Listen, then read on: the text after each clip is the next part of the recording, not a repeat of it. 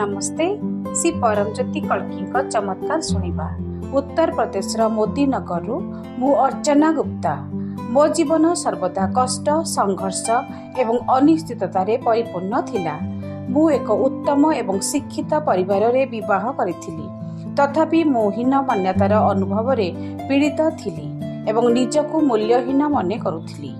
भगवत धर्म को आसीबा परे अनेक किछि बदली गला। आमको आनंद प्राचुर्य एवं सेवार आशीर्वाद प्राप्त होईछि। पूर्वरु मो भितरे अनेक प्रश्न थिला एवं वर्तमान कौनसी प्रश्न नाही। हीन मान्यता एवं मूल्यहीनतार भावना चली जाइछि।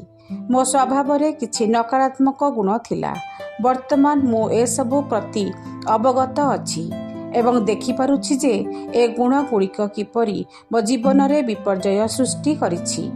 मु निजको प्रकाश करिबारे भय करी आसुथिली।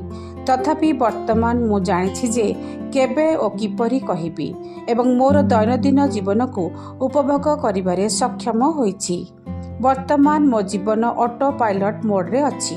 घर दैविक उपस्थिति रे पूर्ण। वर्तमान मो जीवन रे केवल शांति अछि। जय बोलो आनंद प्रेम शांति प्रदाता श्री परमज्योति अम्मा भगवान की जय।